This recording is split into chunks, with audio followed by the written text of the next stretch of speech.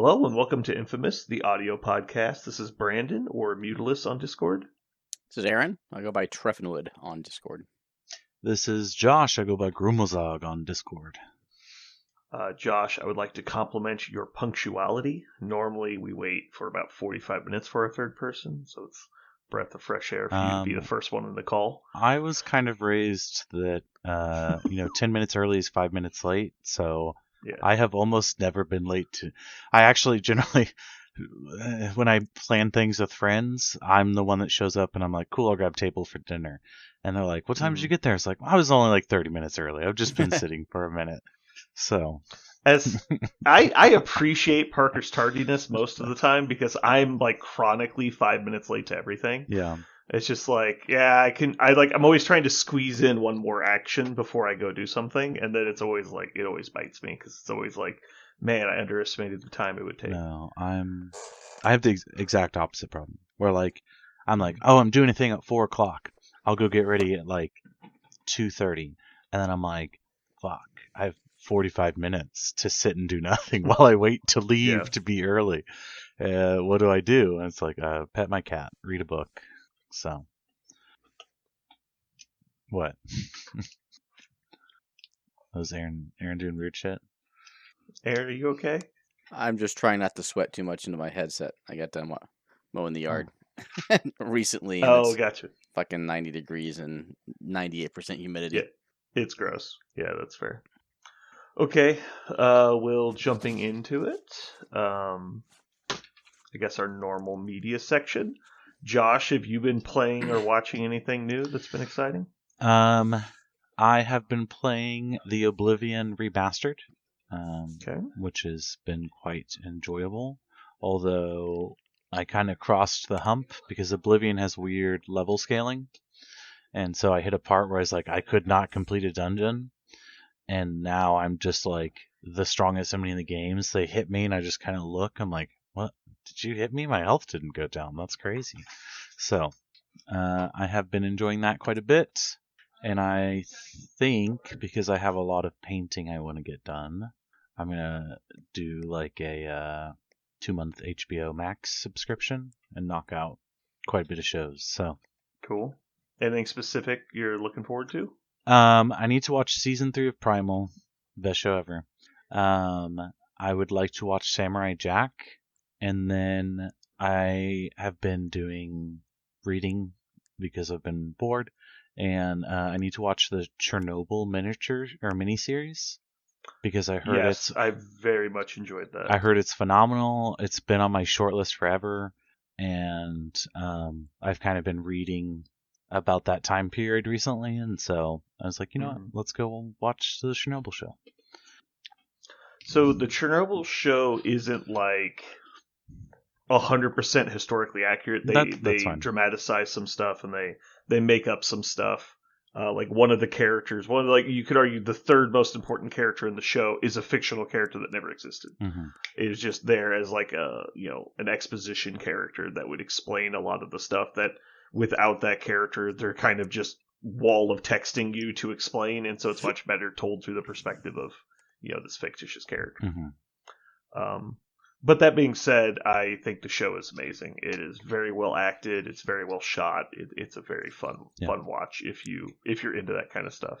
I am super okay when, as long as they respect it, fictionalize parts of history, because as someone who loves history and actively studies it, it's pretty fucking boring, admittedly. Yeah. And like I have a history podcast I love, and I'll watch him or listen to him like any time.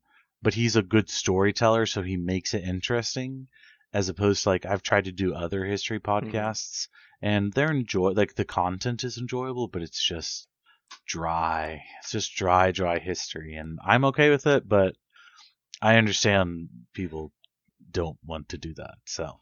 And that's why those podcasts are not popular. Yeah, I can see that.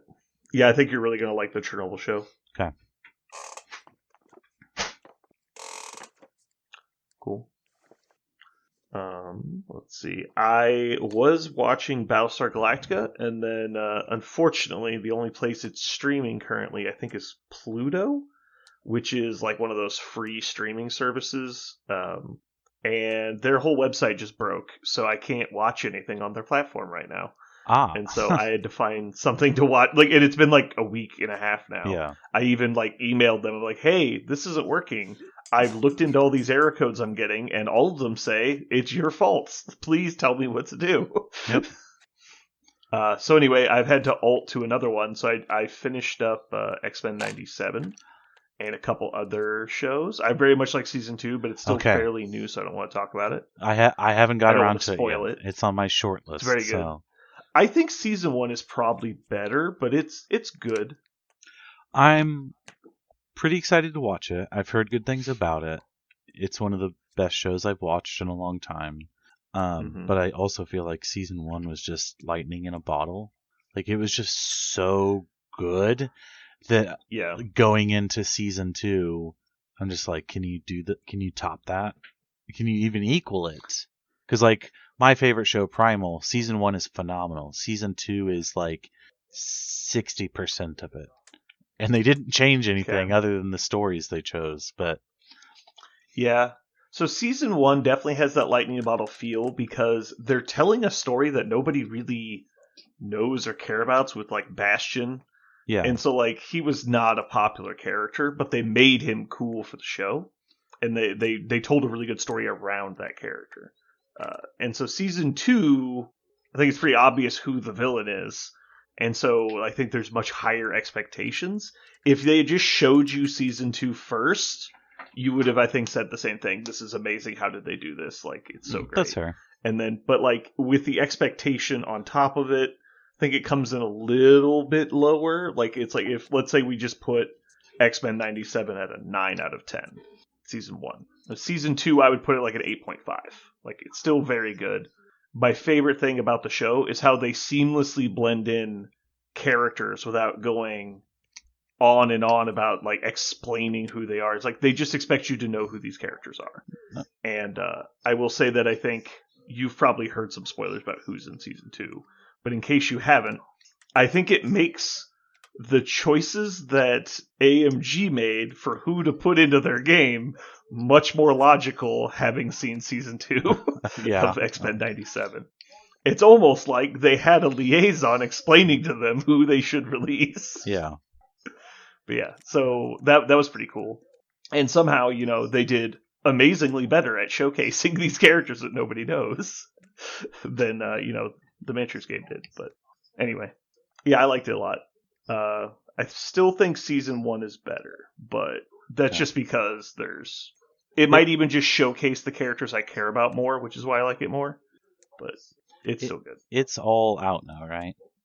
Yes, the season finale, I think, was last week. Because in general, I don't watch much television, and so I like to have a show all the way out, so I can just be like, we're gonna spend 8 hours watching this in a day.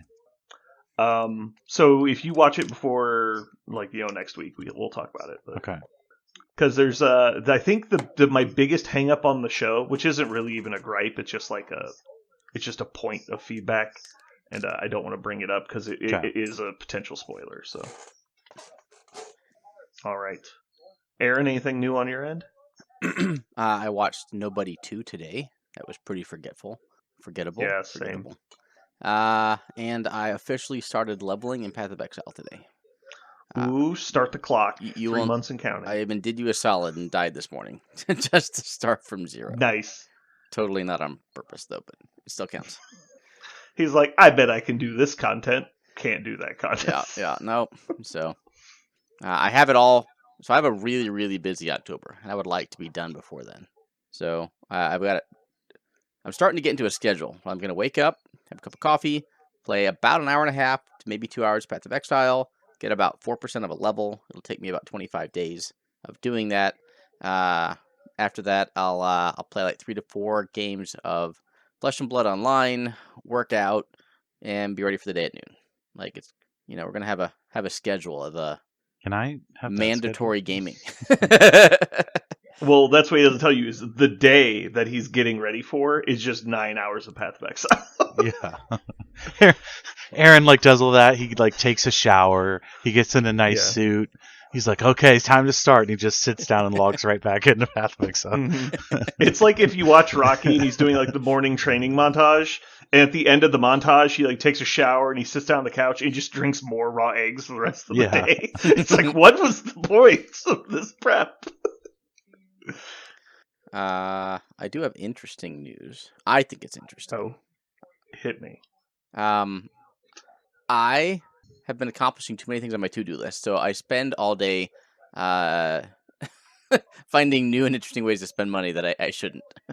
My most new and interesting way is I have commissioned I've commissioned an artist to alter 6 Flesh and Blood cards for the hero that I primarily play, with the cards that start and play stay and play.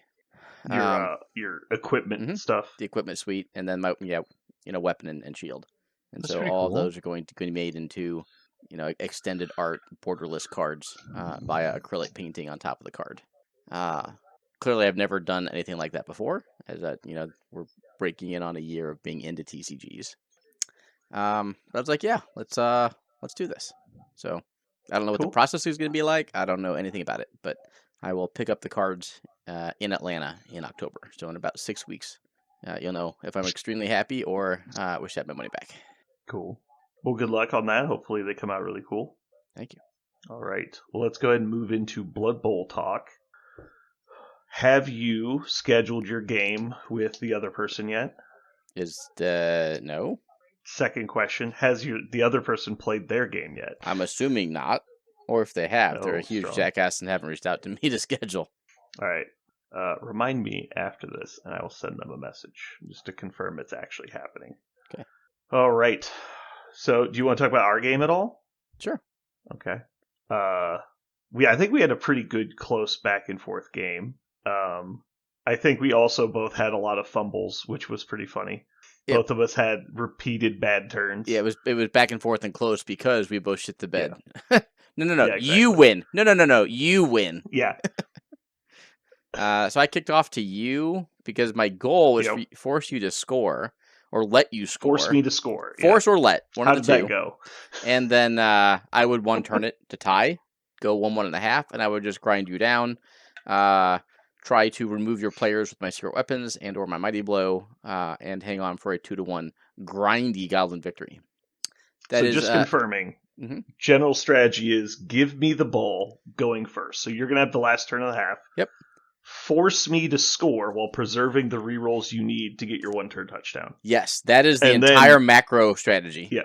When I score on bottom or top of 8, you then score on bottom of 8, and we go into halftime tied. Yep, that's the strat. So I believe it was turn 3. You just waltzed into the end zone uncontested. It was like 4 or 5, I thought, but yeah, I kicked off to you, and you were like, "Nah, I don't want that ball. Hey, why don't you get a charge and just pressure me a little bit?" And I was like, "Okay, I'll pressure you a little bit, but you can still pick it up in cage." And then you were like, "What if I don't?" And I was like, "Oh, yeah, just don't." Then I guess. Well, the best part, I don't even think I failed to pick up the ball the entire game. I just repeatedly failed easy blocks. Yep. Just it ended my turn before I even tried to pick up the ball. So yeah, I got a super cheeky. I think I picked it up in a tackle zone, but I blew all my rerolls to do it. I was put in the game. Yeah. So this is where if the one pick up the ball in the tackle zone fails, I basically hand you not only the ball but potentially the entire game. Because me out of rerolls, and now you're in a position to where you can just grind it down the field once you are able to secure the ball in the cage. And then I don't have a reroll for the 1 turn. That's just, I've thrown my macro strategy out the window. Yeah, you went for the most conservative play possible to start the drive. And then within 3 turns had transitioned into the biggest greed I'd ever seen. And you're just reroll. I need this ball. It's what's happening? Yeah. Yeah, you saw your opportunity and you went for it. So the dice worked out. I think we went into half tied, didn't we? Yep. So I scored on and then I kicked it back to you, and you 1 turn failed. Yeah, you scored, and then it did not happen. Yeah. I lost all of my secret weapons by the end of the first half. You did a good job of targeting and mitigating their impact. They had a very low impact that entire game. The one big one was I just forgot that the chainsaw doesn't roll block dice. And so you just walked at max range and chainsawed my guy in a cage. I was like, God damn it, I totally forgot that's how that works. Yeah. To be fair, I'd only played like 2 real games against a chainsaw in like recent memory, and they both basically both against you this season. So I don't remember the second half. You kicked off to me, and my recollection is I had the opportunity. Very poorly for me. Yeah, I think I got some key removals. I started to do what I wanted to do, which was just kind of grind you down and then be able to walk it in. And then you ended up blitzing your Yeti into a cage on the right next to the sideline. And I had... Yeah, so I remember this part. So I started off, I tried to give you a difficult front to go into, and everything just went against me. I think we got one of the, like, you got to move your players at the kickoff, and so like this, like I tried to overload like the areas of the front and get you to spread out your trolls, and it just didn't work. Like you got all of the important stuff you needed, which put me behind the curve. You I think knocked out 2 players that I gave you on the front line. I think both of them were guard models, and so it was like a big blow to my ability to hold the line. And so for the next 2 rounds, it just you keep pushing me backwards. I can't really do anything to stop you. And you were getting a lot of my guys knocked out. So I couldn't...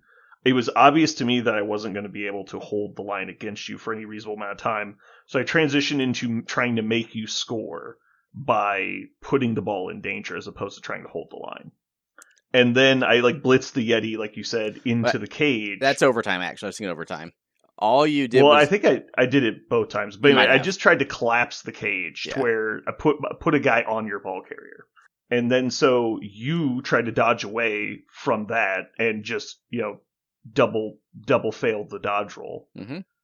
Maybe it should have been totally fine because I had like 8 people. I was dodging away from you toward the sidelines, like whatever. If I failed to dodge, it doesn't matter. On the pitch. I was so up on players' position. It was great. And the ball was like, I'm going to bounce to your guy, Aaron. I was like, oh, sweet. Oh, nope. He's going to flub it. Let's send it back toward the scrum, toward my other guy. He's going to flub it. Back toward my other guy. He's going to flub it until it squirts out of everyone right next to your Valkyrie, who just happened to be sitting there and was just like, oh, free ball, free touchdown? No, it was actually worse than that. So you fail the rerollable 3-up dodge, drop the ball. Like you say, the ball like bounces around, keeps going to your people. They fail the catch roll.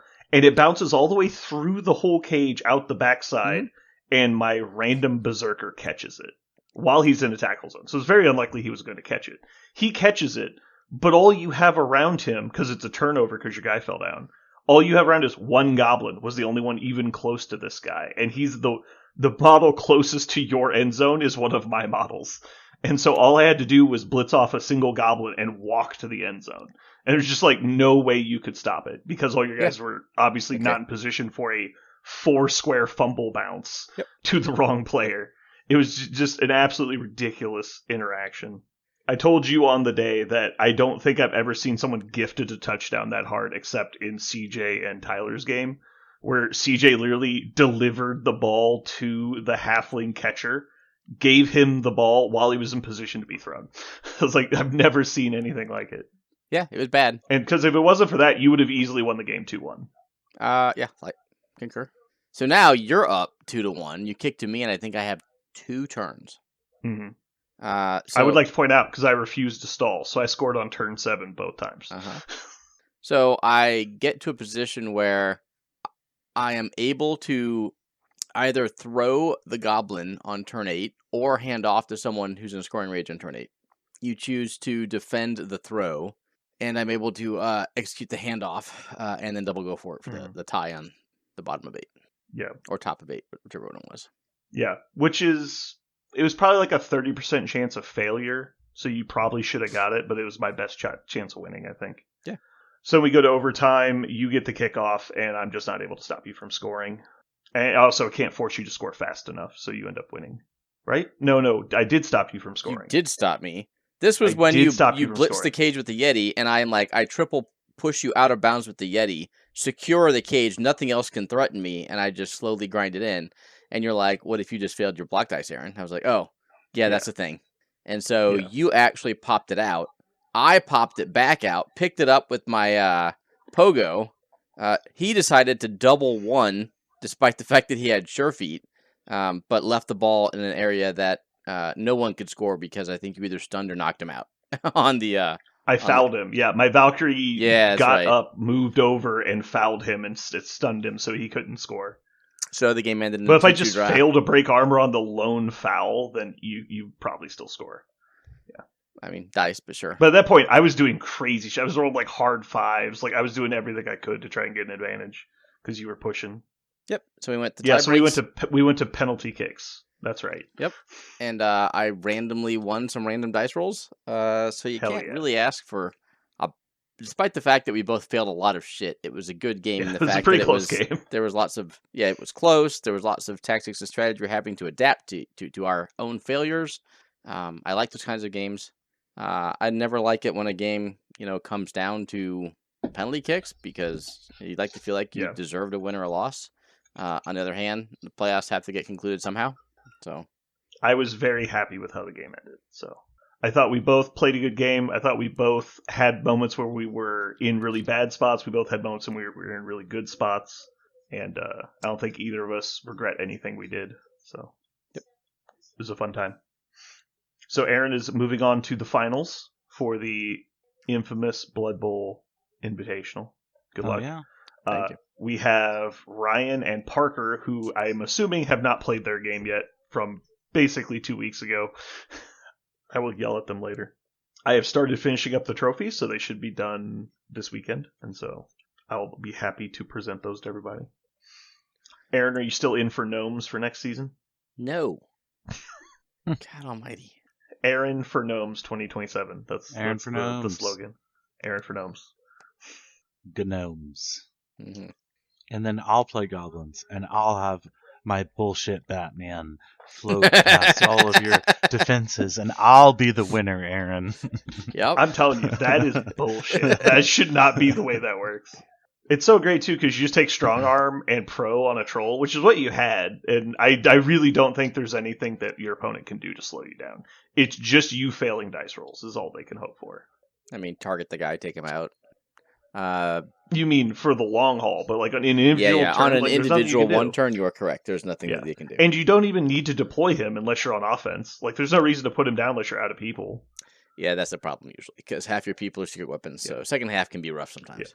Agreed. Like if you go heavy on that, it is harder. Which is why I need to do the one turn in the first half, which is why I want to kick to you. True. Yep. So your only hope long term to stop it is to take out the Troll, who's A, Strength 5, B, Armor 10, and C has Regen. And then D, you'll probably have an Apothecary. So, because the Goblin doesn't need anything. Like, if he gets a stat upgrade, cool. I think you want to give him Catch, right? Doesn't he not have Catch base? Correct. Great. So if you want to get him Catch, which is nice. So there's some ways to upgrade it and make it better. But so the way to kind of beat, if you will, Goblins is to not let them do that second half grind down. Right? If you can't stop the one turn, then fine. In this situation where Goblins are going to score on their one turn at the end of the half and tie it, you kick to them. You're like, okay, you gonna one turn again, and then I just grind it down. At some point, the one turn fails. Mm-hmm. Right? It might have 60% odds, but if you are going to force me to score 5 times by the one turn, at some point during the game, I'm not going to succeed with that, and that gives you the game. Yeah, that's the bad side. It is an all-in, because if I ever try a one turn to score and don't succeed, it's your ball game. So, despite the fact of how good it is and how demoralizing it can be to play against, because you're like, you just roll some dice and there's nothing I can do. I agree with that, but it's not auto. I've come to hate the one turn simply because I just sit there and watch my opponent roll dice, and then they're like, "I scored a touchdown." I'm like, "Cool." Well, I'm gonna get the ball. I'm playing dwarves. It's gonna take me about 5 turns to get down the field, and we'll see where it goes. Yeah. It's definitely not fun to be sitting on the other side, and it's just such a departure from what I remember. So I remember even when I first came back to Blood Bowl a few years ago, we talked about it, and you're like, yeah, it's like a 1 in 8 chance. And now we're just openly discussing it like it's a 60% chance. And that just seems such a departure. When they changed the rules to allow multiple rerolls on one turn, that was huge. That took your one-turn touchdown chances and significantly increased them. I think Bullseye is also a step too far. And that is brand new as of a few months ago, right? That's right. So I think Bullseye should probably be a passing skill. Make them take it as a secondary, and I don't feel so bad about it. Like, just first upgrade on a Treeman is just like, ugh, that's so brutal. Yep. Maybe just make it strictly on a 6, not on an accurate pass. That way Treeman can't just roll 4 pluses to beat Bullseye you in the head. Nonsense. So many goddamn trees. There was a lot of trees in this league. I felt severely out of pocket, I guess, because it was let's look at it this way. Was Parker the only other person that didn't have a form of big guy in the league? Yes. Yeah, yes. Everyone else had. We had 6 Treemen. We had 4 trolls. 6 Treemen, 4 trolls, 1 Rat Ogre, 1 Yeti, and 2 Pump Wagons, which are big guys. That's a lot of big guys for 8. Yeah. 6, 10, 12, 14 big guys on 8 teams. Crazy. Yeah. Yeah, and the only 2... And you could have taken a big guy with the Death Roller. I debated it, but just everything was so goddamn expensive constantly. Yep. Mm-hmm. Every time I was doing dwarves, I was like, okay, I'm going to do this, and then I'm going to play some shitty little person team, and they're going to get 200,000 gold to buy nonsense with. And I was just like, okay, we're not going to do it. Yeah. Aaron, what were your inducements in our game you were looking at? I had when we first looked bribes. at it, we were doing. It was like 500K. We were doing game prep. It was 515,000 gold. I was like, "Fuck me, that's a lot." It still got me 1-star player, 2 bribes, and an officious ref. Mm-hmm. Which again, I think is probably the minimum you want as goblins to feel like you're competitive. Yeah, I mean, you're actively trying to stay low, so I think it's not absurd. It just surprised me when I saw the number. I'm like, my team is pretty well built, but it's not like the best team ever. There's a limit to, I think, how strong Norse can get. I think I was actually past the line of the efficiency point for Norse, because Norse need like 4 to 6 skills to be like pretty good. But then once they get to a certain point, they're just getting bloated. Like you're just wasting team value. I think it's important to remember where your team is good, and I just like stacking upgrades, and so I'm going to always take them. But there was probably 4 or 5 people that could have gotten an upgrade that I didn't take an upgrade on. Which I wouldn't say is sandbagging, but it's definitely not pushing it. I am kind of excited to play a new team. Me too. Yeah. Norse are, I think, the most fun of the grindy teams, but they're still a grindy team, and so there's just a limit to what they can do. I've got me Blackworks ready to go, so... I'm curious how well you're going to like Blackworks. I think you will. I mean, in general, you know me, I play like a chud, and I like big smashy. That appeals to me greatly. So, well, because the cool thing about Blackworks is like you kind of get to pick how they play a little bit, within reason. Obviously, they're still just straightforward orcs, just going to punch people, but like you get to choose the skills you're taking. Like, do you want to go for block for consistency? Do you want to go for mighty blow for like the upper edge? Like, you know, there's a few different things you can do with them. As we're dwarves, it's like once they give you a troll slayer, it's like, well, what the fuck does he need? Like, I guess you take tackle, but like he's got all the skills he's got frenzy, block, and dauntless already. It's like, what does he need? He needs nothing. He's already a complete character. And so like when he levels up, you're not excited because he's not getting better. He's just getting more expensive. And so I think that's what takes a lot of the fun out of dwarves. And like Norse, you're excited because most of those characters need 1 more skill, maybe even 2 more skills, and then they get even better. So that's the models I like to play, is the ones that need an upgrade, and so you're really excited when they get there. I'll probably never get to play him, but the Varag Ghoultrooper model is so rad. That is such a cool model. Like, I was putting it together just like, man, this is cool. Like, this is a great model. Yep. Well, it turns out the greatest aesthetic of orcs is what if there was just a really big orc? Like, that's like the coolest. I'm in. Like, you got me. Yeah. Grimgore Ironhide. What if he was just an orc the size of a giant? You're like, that's awesome. Perfect. No one cares. Yeah. Do you know who Grimgore Ironhide is? Yes. Nice. Did you hear about his interaction with Archaon? Yeah, because Archaon's a git. That's what he's a git. He's a git.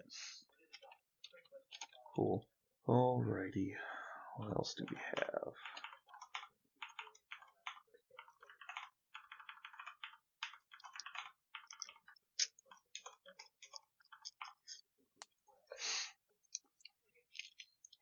Josh, how are your ogres coming? Ogres are all assembled. Nice. I have not had a chance to paint yet, but they're kind of back burner. I don't need to paint them. I would like to eventually. The only thing that I'm having a hiccup with is I didn't realize the box that I bought, the hunter and the stuff that comes with him is the Underworlds team. So he comes on a sculpted circular base where basically a third of the model exists on that base. So there is not a way for me to get him on a square base without a lot of work. And so you're looking for maybe a hunter that fits on a square base. Maybe. We're going to see. I think I have 1,500 points here. So I want to play a couple games at that to see what I feel like I need more of. Because the list, once that happened, I sat and drew up a list. And it was add 2 Stonehorn Riders to my list. And that sounds pretty appealing, actually, to just have 2 monster trucks to just push forward. But they're one of the armies that can just take 5 big monsters.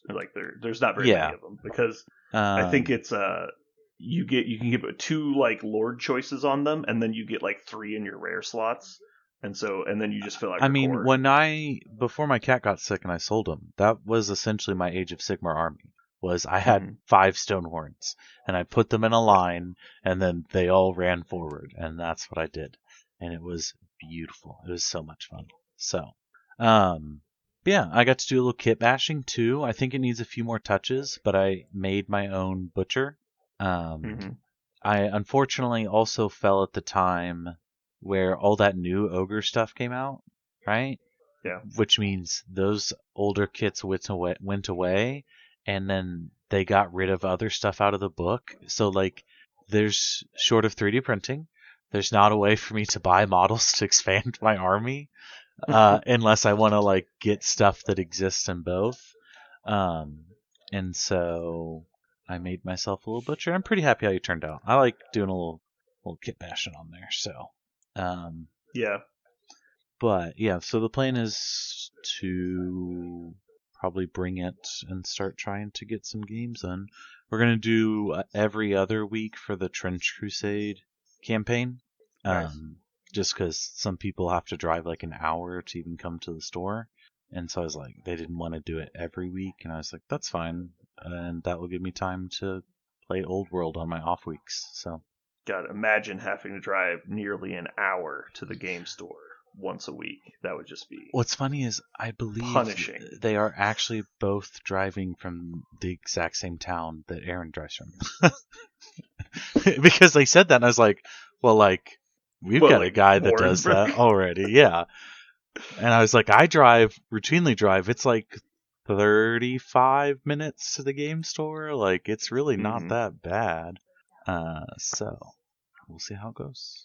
Yeah, there was 6 or 7 months I was living in St. Joe, and it was 55 minutes from door to door. Yep. And it was just so I get up, drive 55 minutes, work for 13 hours, drive 55 minutes, sleep for 6 hours, get up, drive 55 minutes. Yeah, it's pretty rough. I certainly didn't enjoy it, but once a week is a different conversation than every day, especially back-to-back days. Yeah, that's actually part of why I quit my old job is because I had to be there at 6:30 in the morning, which is not so bad when I used to live 5 minutes away. Yeah. But then I moved to Lawrence and it became a 45-minute drive. So it was cool, get up at 5:30 to get ready, to hop in the car, to drive, sometimes when it's really fucking cold outside, and go do in the office what I was already doing at home. And so I was yeah, I'm good. Yeah. Yeah, I don't mind to drive. It's fine. It's just highway. Put on that's an hour is one good musical album.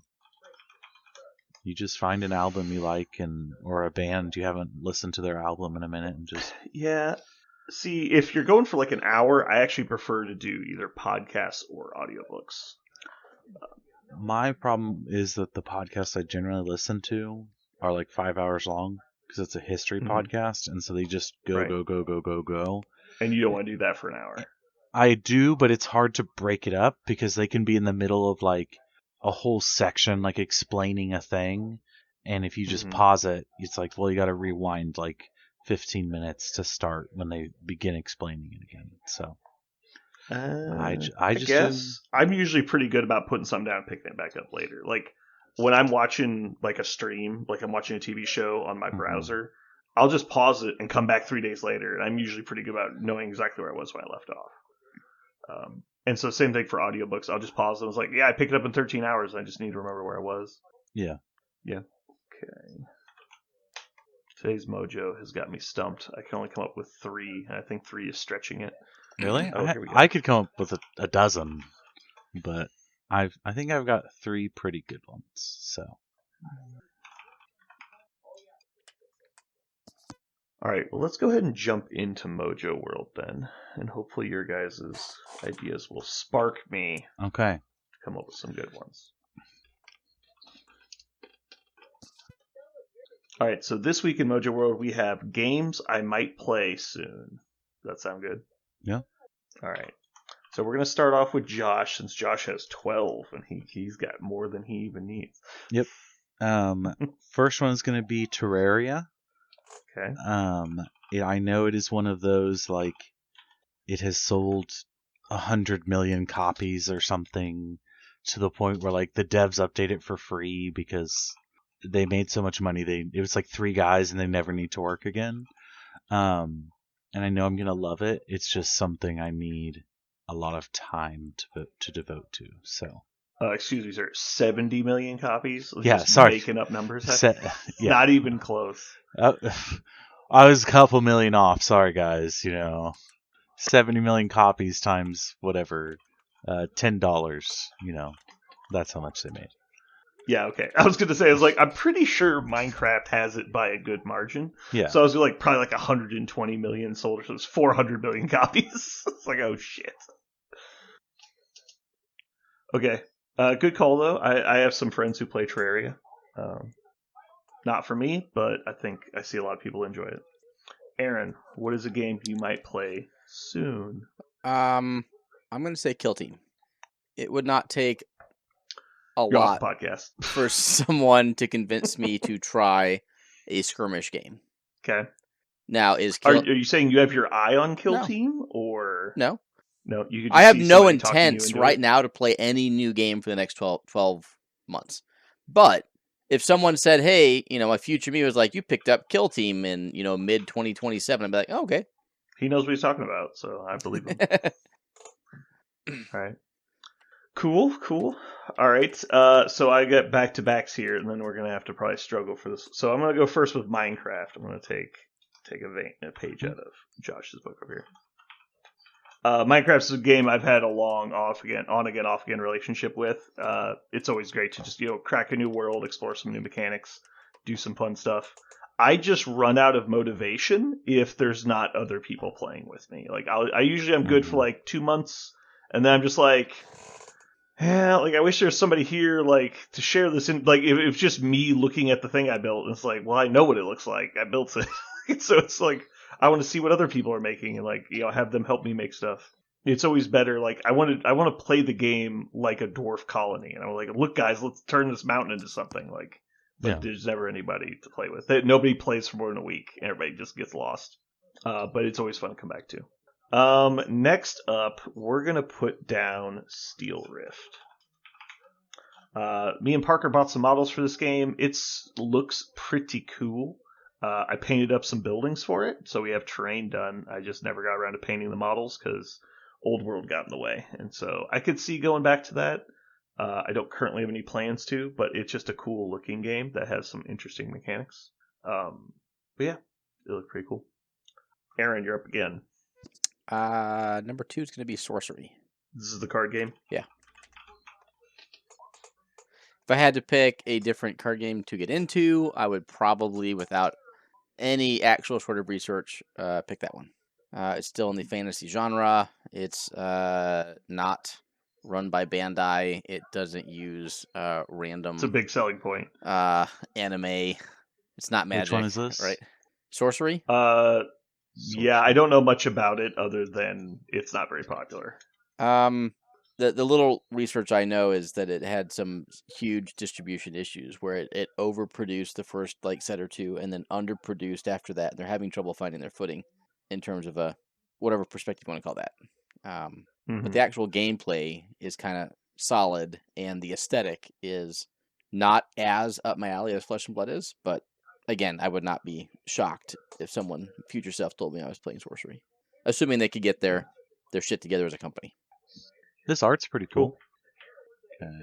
My turn? Yep. It is going to be Necromunda. I am Necromunda curious.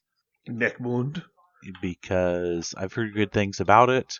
I'm kind of very interested in the skirmish build a warband sort of thing. Because that's why I really want to do the Trench Crusade campaign. And on top of the Ash Waste Nomads are some of the coolest models I've ever seen. And I'm instantly hooked. So if in a year after I've kind of worked through some stuff, like models and games, someone was like, hey, there's a Necromunda thing coming in, I could probably be talked into playing that. Okay. All right. Final pick, Josh. Okay. This is hard, but it's probably going to be Titan Quest 2. Sounds like a video game. It is a video game. It is in I forget what these games are called, but it's in the style of Diablo, Path of Exile, where it's like a action RPG. Yeah, top down. You and you're doing builds and all of that. But I played a decent amount of Titan Quest 1, and I enjoyed it. And I don't generally like those kind of games, and Titan Quest 2 is out and looks nifty. So cool. Ouch. Aaron, that's supposed to be a pretty heavy blow for you. What do you think? Are you offended? No, I'm not. To each their own. Wow. There are a bunch of different RPGs out there. They all have their pros I'm and cons. just noticing there's no Battle Cow in Josh's selection. There is no Battle Cattle. You're not wrong. Pretty rough. That's honorable okay. mentions. Still okay. Honorable mentions. Damn, bro, he just came out and said it live on air. He ain't playing Battle Cattle with you. Yeah, that's fine. It was an option, right, not a request. I just wanted to point this out because I assumed your third pick was Battle Cattle, but now you might want to change it to something else. Mine? My third one will be MCP. Okay. Well, fuck, I'm screwed now. That was my third pick. Oh, you've played MCP in the past 6 months. Yeah, but I'm not actively playing it. Sure. I'm not going to count that. It's like, the girlfriend hasn't caught me yet. It doesn't count as playing. Got it. Okay. Any reasons, MCP? Just, next up? The new update got you excited? No. I own a significant collection of models. B, there are people locally who still do play the game. I've said what I said before. It would just take people, being excited about it. And if the update did hit and other people are testing out, they're like, yeah, it's actually a really fun game. And we start running some tournaments. People show up for them. There were 6 games of MCP played on Thursday. Yeah. Good. Yeah, there you go. Okay. So that leaves me. Uh-oh. I'm stuck between a rock and a falling rock here. I don't know what I'm supposed to say. I'll say the one that is actually more likely to happen. So, Josh, you say that you want to play a skirmish-based game where you're your guys level up, right? That's you're kind of into that kind of stuff. Yeah. What if I told you said game existed, but not only could your leader be an orc, he could drive a truck. So I'm gonna go the other direction. I'm gonna say Gorkamorka. Can we play Gorkamorka? Yes, we can. The rules are free online, as are many things. Okay. It's just Necromunda, but what if it was just orcs? You're basically speaking the exact language I want to hear. I know. Okay. Even better, Because I know read there's through the rulebook. violence, there's nonsense. Are you aware of who Andy Chambers is? The name rings a bell. Yeah. Okay. Andy Chambers was the person who basically invented the current aesthetic for orcs. The whole goofy space orcs, like the campiness and like the ridiculous psychic power stuff that they do. Like the fact that they have a Grotzuka, like that's all basically Andy Chambers. Before that, they were just space orcs, which were just fantasy orcs in space. They were gross and mean. They weren't funny at all. And so he basically invented that. And then him and like Phil Kelly and a lot of the other like classic designers for GW were kind of heavily involved in that progression into 3rd edition 40k.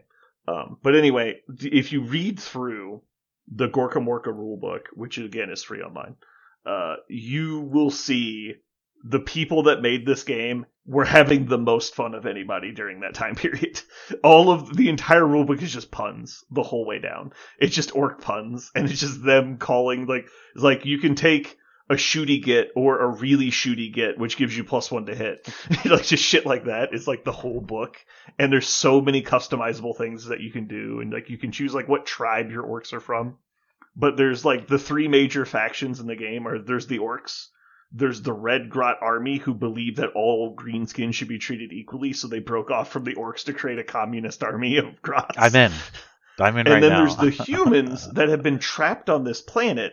And in an attempt to not be killed by the orcs, they pretend to be orcs. And so they cover themselves in mud and they like bang on stuff with hammers. The orcs know they're humans, but they stay away from them because they're weird. It's because they act like orcs, so let's just leave them dude, alone. I'm they in. might be sick or something, I don't know. Yeah, no, it's hilarious. Anyway, so I figured you would like that. There's been some conversations at the store about starting a Gorkamorka campaign. But yeah. Alright, Aaron. Do you know what the falling rock was? Can you guess? Was it the War one Machine? I didn't pick? It was not War Machine. Oh. No, sadly, this is buried underneath the rug. Okay, I do not know what the falling rock was then. It was Judgment. Okay. Yeah. So a solid pick. I reasonably enjoyed Judgment when I played it. Mhm. It was just never a priority. I have some gripes about it that I think it might make it unfun. But overall, it was very enjoyable.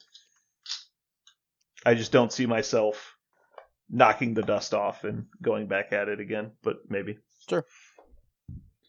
My Alrighty. honorable mentions were Old World, Flames of War, and Riftbound. Ooh. You already have an army for Old World. I do. That's why it's my honorable mention. You're going to play Riftbound. That was like number 6 on my list. Is that the League of I have Legends no game? intent to play. It's Yes, the League of Legends card game, yeah. I would have thought you would put D&D ahead of Riftbound. I will never play D&D. Absolutely never. Never in my life again. You don't Why? like fun? Or? Did you have a bad I experience? don't like fun. It is pretty much the antithesis of everything I enjoy about life. I do believe you like the competitive aspect of gaming. I like attempt the to win. puzzle aspect. Yeah. Well, I can make you a puzzle. Sure. I built a real functioning cryptex for my D&D group that they had to solve. It took them 3 months to figure it out. It's possible. I mean, I haven't played D&D since freaking high school, so. But I'm much more about the concrete than the abstract. He was there when the rules were written. Anyway. My 2 honorable mentions are going to be Mordheim. Once again, I like Warhammer settings. I find it interesting. And then a game that I have played previously called Battle Brothers. That is probably the hardest fucking game I've ever played. It's pretty hard. It is so hard, and I'm playing on like easy. Like I'm playing on like baby mode, and it's still like I'll be like It's like oh ages 4 and up, and you're just getting smoked. And dude, and I'll like go into battle. I'm like half my guys are fucking dead. What happened? Like, and so what is this game? Is it a video game? It is a video Yes. game. It is. Yes. It is so It's much like fun, 2D but it sprites. is so hard. It is Okay. so very hard. To the point where like I think. Let me see. I can look at it. Actually. It harkens back to 1980s Avalon Hill board games. Yeah. For anyone old it enough looks to remember basically those. like a hex-based sprite game. It is hex-based sprite and super tactical, where you have to choose what to attack or who to attack with. Elevation makes a huge issue. Composition of armor, weapons. When do you retreat to gain health with the model? All of that. Yep. I have 30 hours in the game, and I believe in only one campaign did I get to the start of the endgame crisis, and I watched an orc berserker kill 9 men on his own, and I never even slowed him down. He just ripped through my army, and I was like, what? And like I got like a couple attacks off, and he just essentially like caught my hand, took the weapon away from me. He's like, no, and then stabbed the guy. I was like, oh my god. So I would like to try it again because I'm stubborn, but fuck, it's hard. It's such a hard game. We got 71 hours, but last played in 2021. So like 2024, 23. Let's see. No, 2022 is the last time I touched that game. Yep. And I remember I watched videos, like I looked up guides. It's one of those games where... And I still just got dog walked. The learning curve is so steep. You either need to... Like, I had an entire spreadsheet of like guys and stats and everything. So you either go all in to learn it all, or you bounce off it pretty hard. Mm-hmm. So I can respect that. Tell CJ bye for me. Bye, CJ. All right, cool. Well, I think that's going to do it for us this week. Unfortunately, no more Battle Brothers action, but maybe in the future. Hopefully you guys had fun. This has been Brandon. And Aaron. And Josh. And you should play a new game soon.